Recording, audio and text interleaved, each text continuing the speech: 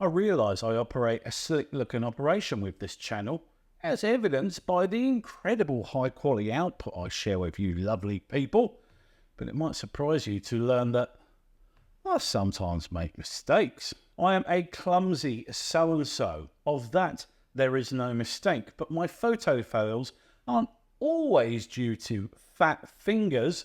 Sometimes it's poor planning, forgetfulness, or all of the above. And so, in the spirit of openness, I thought I'd share some of my fails and the often hard lessons that I learned from them.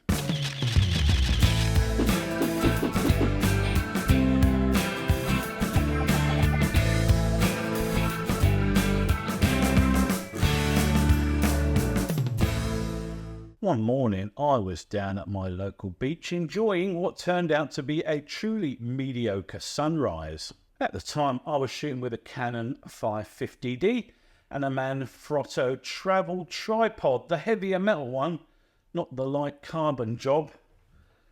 This one, in fact.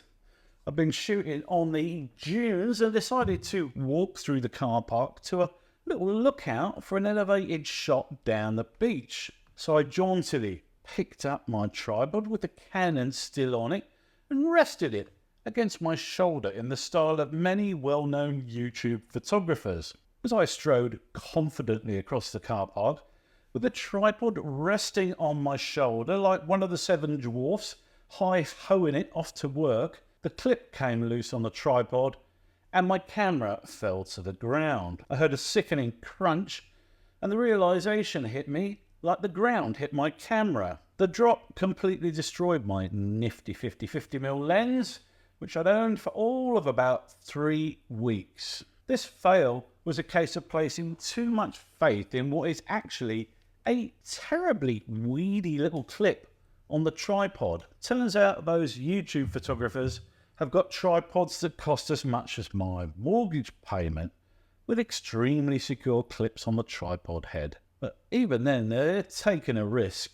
As I examined the tripod in the wake of the incident, I realised that actually a strong wind could probably have dislodged my camera from that crappy little clip. I now have a much better tripod review up there, tripod head and clip system using a small rig L bracket, but I still don't walk around with a camera on the tripod resting on my shoulder, and I strongly suggest that you don't either. Here's a mistake so good, I decided to make it twice. Some time ago, my beautiful wife, Catherine, treated me to a GoPro Hero 4 session for my birthday. As we purchased it while we were on holiday, I had an opportunity to put it to use immediately, filming some lovely cool video in the ocean. So we went down the beach, I set up the camera, put a brand new SD card in it, and we both ran into the water. I surfaced from the first wave that hit me, lifted the camera, turned the video off, and the camera was dead.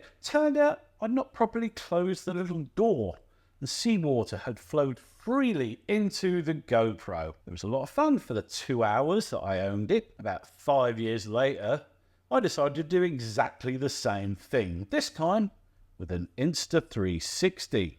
Once again, I failed to check that the little door was securely closed before subjecting it to a fierce swell in the ocean. I'm hoping not to score a hat trick on this particular fail, as I quite like my current action camera, the GoPro Hero 12. But the advice here is simple, my friends. Just because they're action cameras does not mean they're indestructible. Take a beat and check your kit. I thought I had a pretty good backup system in place until one day when my main photo drive died, and it turned out that my backups hadn't actually been copying photos to my NAS drive for ages. I lost about 3 years worth of photos in that one disastrous morning, some of which were amongst my best shots and featured in my main portfolio. I talked at length about this in this video, and so I'll simply suggest that you ensure you follow the 3-2-1 backup rule: 3 copies of your data,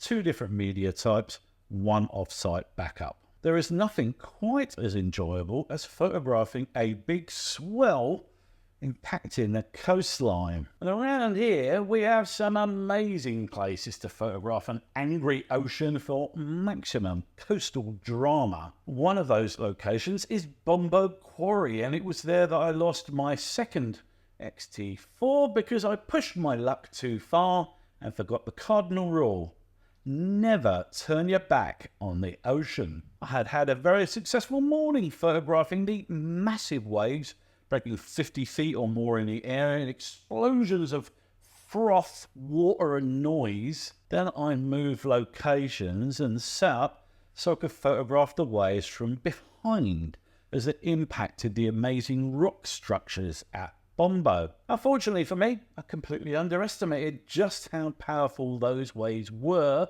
and not for the first time, I did place a great emphasis on my own safety either. With my camera on a tripod, a colossal wave broke over the top of the 50-foot high rocks behind me, and I was literally underwater for several seconds.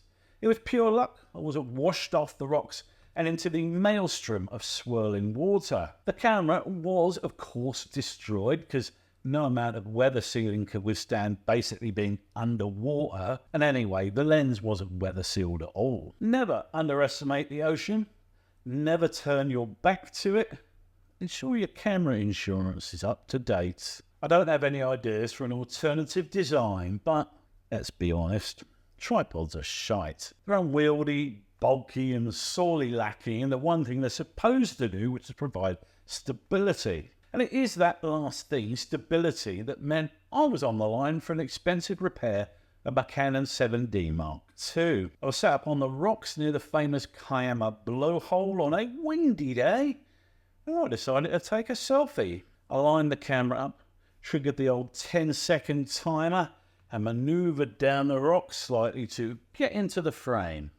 And it was as I was standing there, dumb fucking grin on my face, that a surprisingly modest gust of wind blew my tripod over and shattered the screen on the back of the camera. So, along with the traditional life rules about 1, never starting a land war in Asia, and 2, never playing poker for cash with someone whose first name is an American city, I'd like to add 3, never trust either a fart or a tripod. Without doubt, the photo fail I regret most was the day I dropped my first Fujifilm X-T4 camera into a saltwater river with no lens on it while it was powered up. I managed this singularly impressive feat while standing in the mangroves on the edge of the Shoalhaven River by completely fumbling a lens swap, which coincidentally also led to the lens dropping in the saltwater river too. I was, as you might imagine, distraught at this staggeringly shit feat of clumsiness. It wasn't just the financial side of things. I really liked my XT4 and I felt like such a twat for ruining such a beautiful bit of engineering. I'd only had it for 2 weeks as well. So the takeaway from this one is, ask yourself, what's the worst thing that could happen? And then remember, there's a decent chance that it will. I'll happily admit that I suffer badly from FOMO. If I sleep in and then discover that there was a beautifully colourful sunrise, I feel like a prize chump for the rest of the day. What's possibly worse than FOMO, though, is not sleeping in, getting up, getting out, and having a great opportunity and stuffing it up. That's been the case on more than a few occasions for me, but the worst, I think, was discovering after one of the most colourful sunrises in years that I'd shot the whole thing at -3 exposure compensation. This is on my old Canon DSLR, and there wasn't the latitude in the dynamic range of the RAW files that I enjoy on my Fujifilm X-T4. So, most of the images looked like I'd shot them from the far end of a cave and were not salvageable. In fact, the only decent shot I had from that whole shoot was a couple of images I took on the iPhone. The takeaway from that little hiccup is to always zero your camera before you go out. Reset it to your personal defaults. Turn off the exposure compensation. Make sure the ISO ring is where it should be. Reset the color balance. The idea is that if you pick the camera up, you're ready to start shooting within just a few seconds. And that will do us for this sorry catalogue of my photo fails. What's your worst stuff up? Have you ever dropped a 2-week-old camera in a river with no lens on it? Let me know in the comments section down there. If you enjoyed this little video, then do please give it a like. Remember to subscribe to my channel for more photo, video and drone-related content from me. Till the next time, guys. Ta-ta.